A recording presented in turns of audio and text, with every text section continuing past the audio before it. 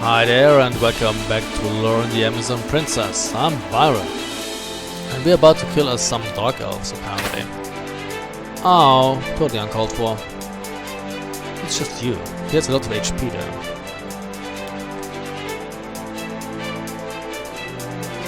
He's weak against water, he resists earth.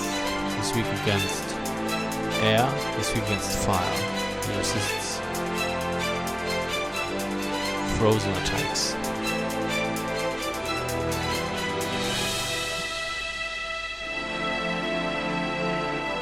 We take lots of damage against weak, tiring attacks. Okay.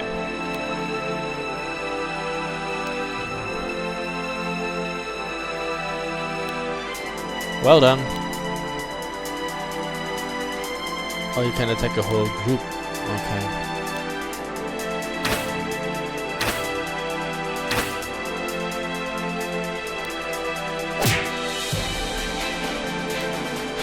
Let's see.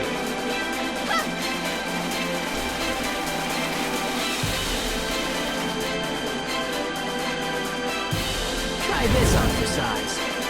Nice.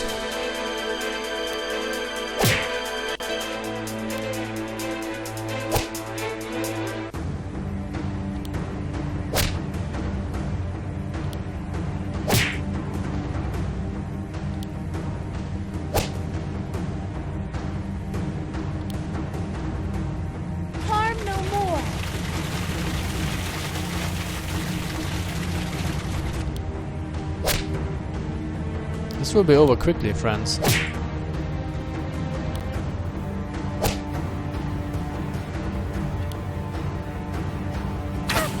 Now let's see if they had anything.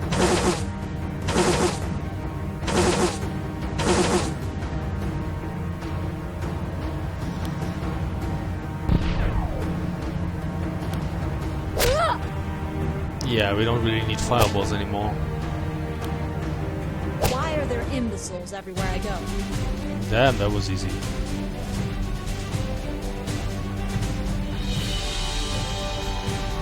Yeah, now what? Oh, I can level up. I forgot.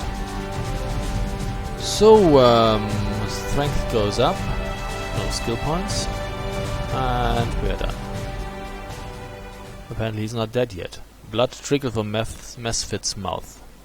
The exhausted party watched him fall to his knees, openly bleeding. Actually, my party's not that exhausted. My people need justice. Let's check the difficulty. It's normal. Okay. He coughed and fell onto the ground, his wounds turning the sand red. The only sound was the howling wind as everyone waited for him to die. Instead, he seemed to be in agony, so Loren approached him with a sword and mercy ready. No! The elder dark elf hobbled quickly and fell by Mesfit's side, cradling his head closely. The rogue leader could barely keep his eyes open, but tried to find the elder with his hands. Father? I'm here. I'm so sorry. Look at you. You're everything we strive to erase. I will put him out of his misery. Tuba quickly shot a desperate look at Loren, knowing that his son was in pain and that he had done wrong, but also still clutching tightly to him, as if to never let go. Saren felt a hand on his leg and he looked down to see Milf struggling to stand. She whispered something under her breath and he could not hear her. Instead, Saren helped her to stand. Wait. Her hoarse voice was much clearer now. Saren searched her eyes and found not only tears but sympathy. Mirth leaped towards Mesfit and Tuba, crashing next to them to place her own hands on the fallen rogue. Forgive me. Her hands began to glow as she attempted to heal him. You must live. Fight the calls of the demon inside of you. Do not let them consume your life as well. Fight your blood. Fight it, son. Mesfit did not seem to be recovering, he just coughed and wheezed, losing a lot of blood. Saren could no longer stand it and rushed to Milth's side, using his healing magic as well. Milth looked over at him in gratitude with as soft a smile as she could muster. Together their healing magic undid everything the party had just inflicted on him, and his wounds closed. Though the healing had stopped, My Svid was still prone and in pain. No, the bleeding had stopped. Though the bleeding had stopped, my Svid was still prone and in pain. He will live, but it will take time for him to recover completely. You saved him. Everyone deserves a second chance. She and Toba exchanged a look, not of understanding or trust, but of compassion. The sun began to set over the desert town. Okay, we've stopped him. And almost everyone can level. Nice. So we have this on level 3 now. Very good. What else? Restore. Do I have something that increases my attack?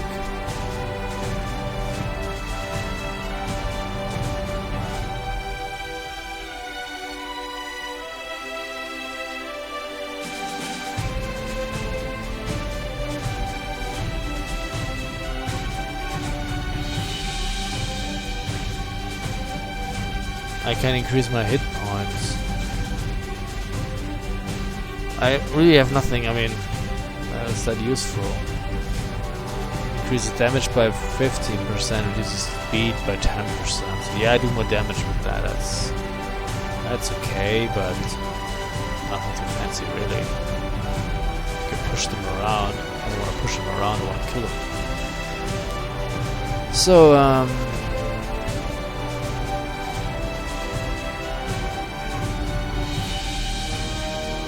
I guess I want to have that, just in case somebody gets... I don't have any skill points. What am I thinking?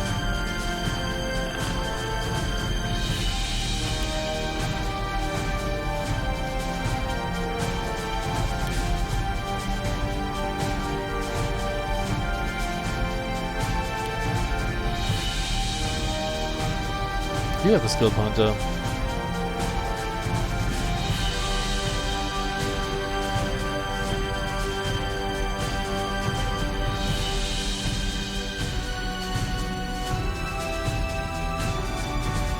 Okay, so we try to get that up here.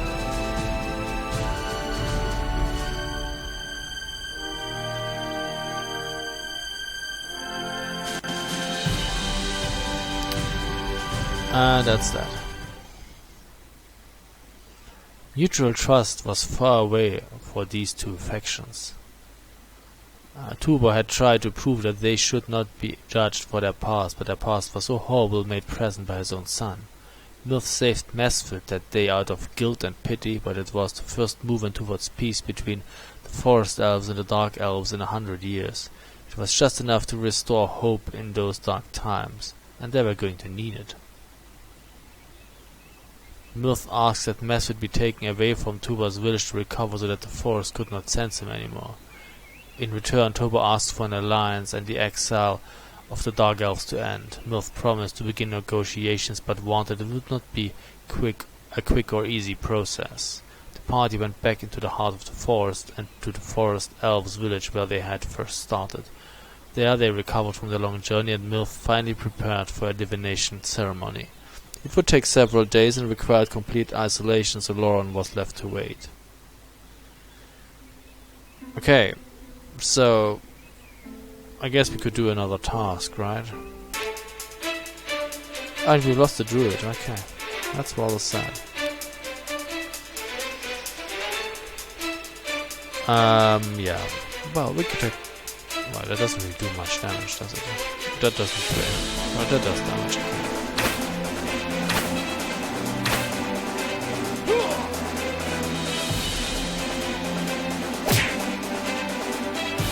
Fireball for everyone.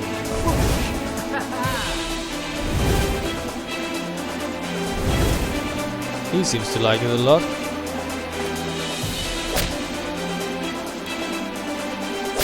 Ooh, that's nice.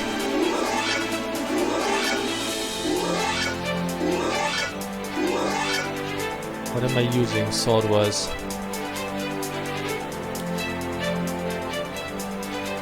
Okay. It does... Wait. Oh, air damage, okay. Seems to be rather nice, right? Oh, what is that? A shivering sword.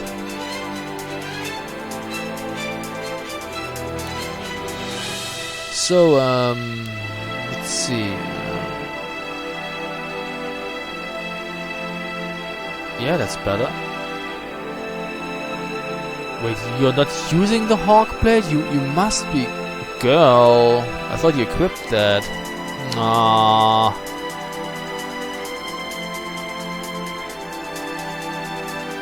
You must be crazy, girl, really. She needs a ranged weapon then. Fine. What is that here? That's better than... right?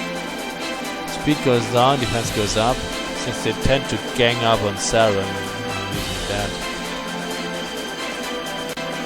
What do you have armor-wise? That's just the same that everybody has. You have an axe.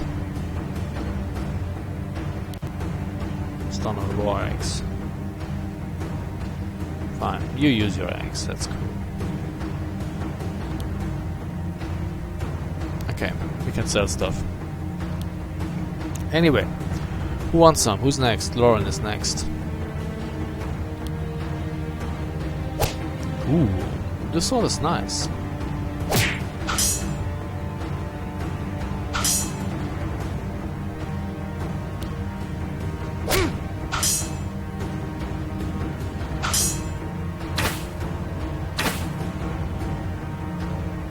So,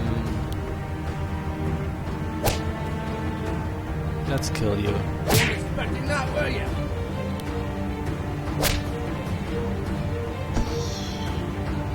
Oh, you're shooting at my mage. That's totally not nice. That really doesn't do shit. And... oh, you can't do anything. Fine. Try me if you dare. That's not nice. He seems to be scared. Stand aside! What now? Okay. I won't save him though. Learn from this.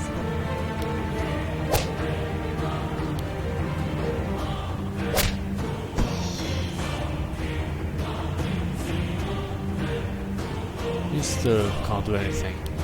Fine, defend.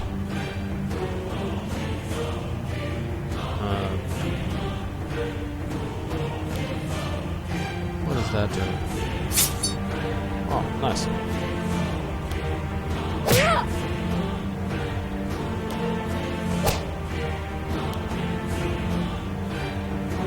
I'm sorry, I'm not doing much damage against him.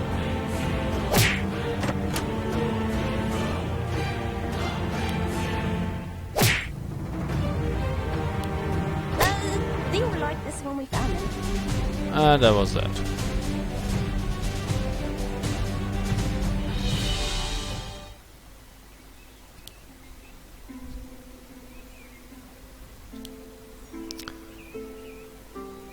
Okay, let's sell all of that.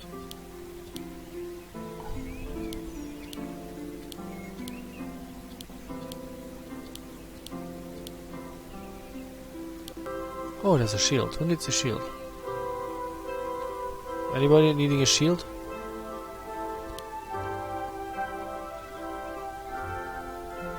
No. No. Nobody really needs a shield. You could have a shield. Ah, it works like that. Thank you.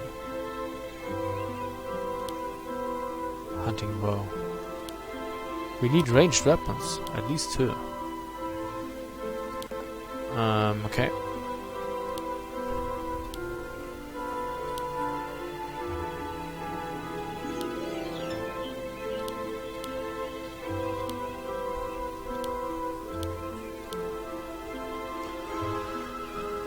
So, you need a ranged weapon. What could you get? You could get that here, a standard arbalist.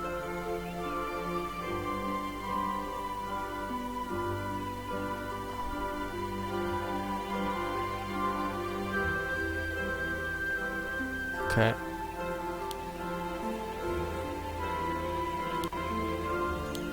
And you could get Nothing apparently here. It's kind of sad. No ranged weapon for you.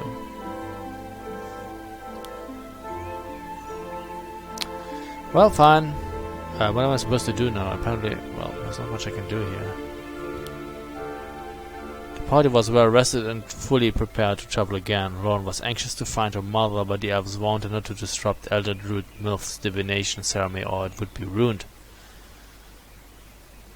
After the longest several days in her life, Loren was finally approached by Milth herself. The druid smiled warmly. Well? I have seen her. Loren's heart jumped and she rushed towards Milth with eagerness. She's in a swamp. The swamps north of Grimoire. She was with a man. A man? My mother travels with no men. That's what I saw. Loren concluded that her mother was being held captive by this man and that there was no time to lose. I must leave immediately. She walked away from Milth without another word. The druid squeaked from being left behind and hurried after the princess. Please wait, there's much to discuss. Cern walked up and saw the druid chasing his mistress. What's going on? Saren, good. Be prepared to leave shortly. I will tell the others. Princess Loren. But the princess did not listen and hurried away. Milth let out a heavy sigh and turned to Saren in defeat. She has already heard what she needed to hear and will listen to nothing else. How was your divination process? Have you recovered? The elder druid smiled from the unexpected concern. Oh yes, it went very well, thank you. What did you need to tell her? I will pass it on for you. It is the sword, the hawk blade. Cern shifted to give Milth his full attention. The revelation of the sword had been bothering him too. You found it in such a hurry that I don't believe she realized the importance of that weapon. It may look just like a sword, but you saw how it glowed in her hands. The ancient swords have only glowed for the greatest warriors from whom this world has ever known. Every person who has wielded one of those weapons has changed the world in some significant way. The gods have selected this Amazon princess for some great purpose, and I will not wait in the forest to find out what it is. Are you proposing to follow us? For the sword? The sword, yes, and because I have grown fond of you and your party's company. Cern smirked involuntarily. They were certainly a colorful bunch. His anxiousness seemed to calm, knowing that he would not have to soon part from this beautiful druid. If that sword is destined to shape this world, I need to make sure that it is not for the worse. Do you not trust Loren to handle this responsibility? No, I do trust her. I meant that I hope she does not fall into the wrong hands. Someone could manipulate her to use the sword for evil. Like whom? Like the Empire, of course. Why would they use it for evil? Because they are humans, like I am? I'm...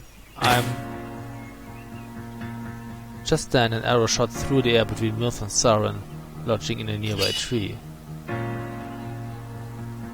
The druid shrieked and grabbed her head in pain. Saren pulled out his weapon to protect her. Bad girl. Milth immediately relaxed. She looked up into the trees where the unknown voice had called from. Yeah. Who's there? Come down. Right.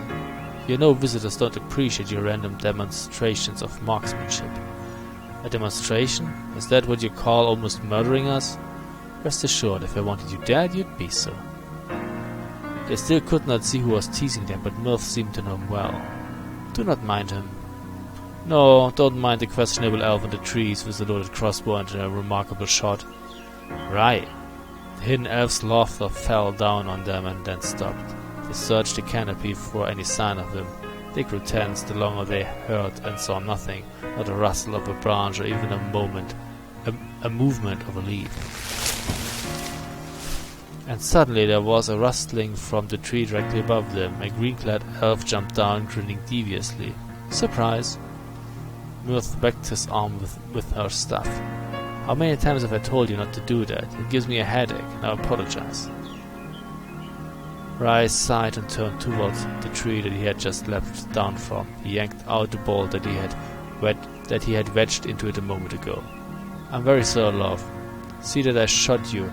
Did I hurt you much? He leaned toward the trunk. and massaged the bark with where his bolt had made an indentation. "Would you like me to kiss it and make it better?" The elf whispered to the tree as his face closed in on it, as if he were really about to kiss it. "The forest is laughing at you now." She always does. Milth pulled him away from petting the tree, and he laughed. Søren couldn't help but get the impression that they were very intimate with each other. For some reason, Søren felt a strong flare of envy watching Milth's eyes dance as she looked at Ray. "Why are you here?" "You owe me a new target." "Why?" "You know why." Milth frowned for being forced to recall what had happened in the desert.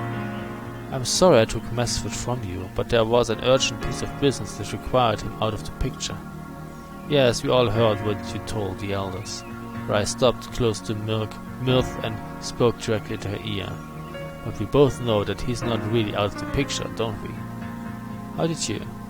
You think I don't know absolutely everything about my target? What kind of assassin do you take me for?"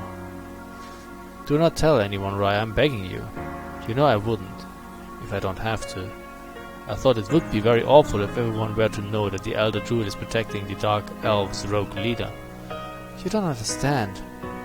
Søren pulled Ray's attention away from Milth. He took a step towards him in the resulting silence. "It's about time that I ask, just who are you?" "Søren, we're leaving."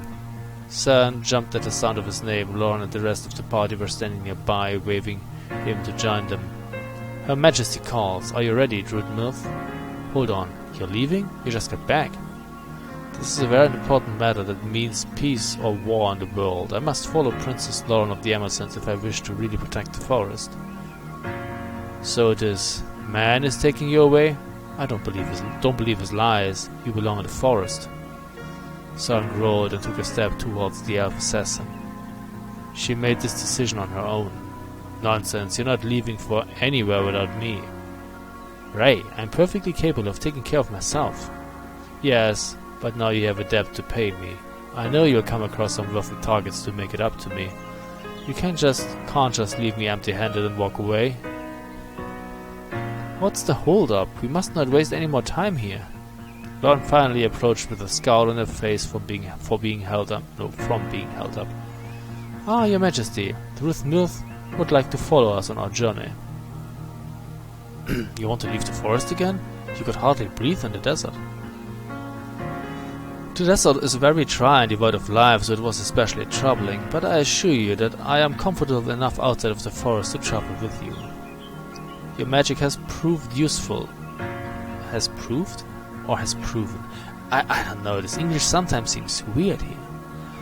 "Has proven useful from what I've seen, and I may need your divination in the future. I have no problems with you traveling with us." "And me? Excuse me? Ryan, no, you're staying here.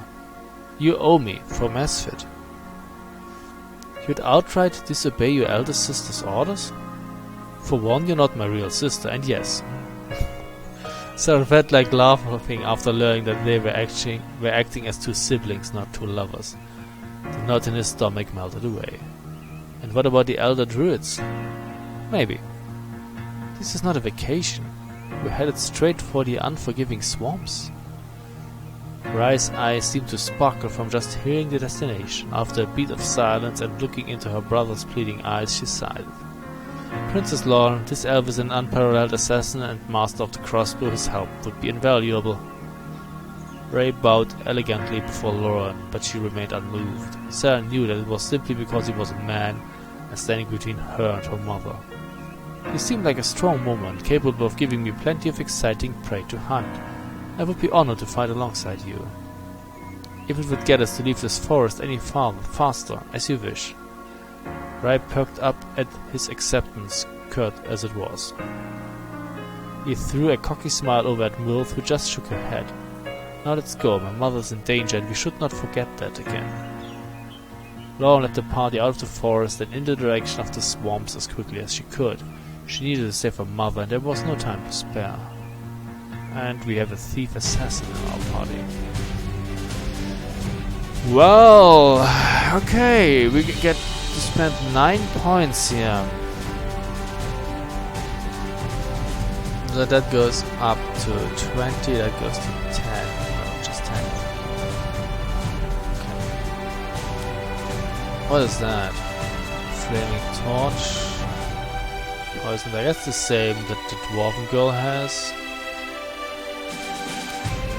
What's that? Bleeding strike. Deadly strike.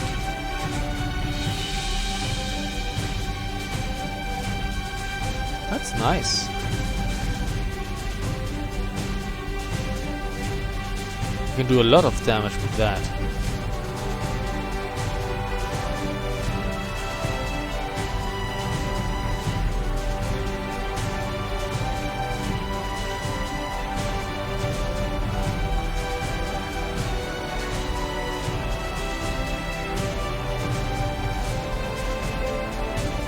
Yeah, I want that. Can I get that? Okay, so I have that, I don't have that. And I need that, and now I can get that. Thank you. Loren would realize that her hurried approval of Ray's company would come back to haunt her, as she had now surrounded herself with yet another man who seemed to try his best to grate on her nerves. Still, he had more tact and intelligence than Draco could ever muster, making him obviously more pleasant to have around. Ray and Mirth would reveal themselves in time to be step-siblings raised by the same elder druid, or druid elder. His parents had been killed by dark elves and he had been abandoned in the forest. Knowing the dark elves played such a cruel role in their lives explained their initial hostility towards dark elves and Ray's eventual disapproval of their acceptance back in the forest. Oh, you have reached the end of the demo. If you liked it, you can save the game now and buy the game clicking on the register button in the main menu. Thanks. Okay. So that's that. You can save. The thing is, well, I don't think I'm gonna buy that. The story is not really that intriguing. The characters are, the characters are acting really weirdly, and you can see, for me, the whole romance thing should be like an add-on to a decent story. But here it seems to be the most important part, and seems to be more important than the story. And also the combat doesn't really seem to be that challenging. Of course I could up the difficulty, but it's just not diverse enough for my taste. So I guess I'd rather have a good story with just a few romance like options at sort of like a side branch of the tree, instead of like romance everything. And this is just too important. I mean, the romance part is just too large for the whole story. It just should be a side note. I mean, they're trying to save the queen, and apparently important things are going on in the world, and everybody's just gushing over each other. That's just not. That's indecent. That doesn't feel right. So okay, but I will put the link to the dev's homepage in the description of this video if you want to buy that. You could also get it on Steam if you want, but I'd encourage you to get it from the devs, and you get a Steam key from them too. So yeah, okay. So that's that. Loren, the Amazon Princess. Not exactly what I was hoping to get. It's not. I mean, it's not a bad game. There are people that will probably enjoy it. Dodger, for instance, would probably love that, with the whole touch and budge and stuff. But it's not everybody's cup of tea, and it certainly is not mine. So, no, I think this will end here. But anyway, I thank you very much for watching, and wish you a pleasant day. Goodbye. Sure, I wanna quit.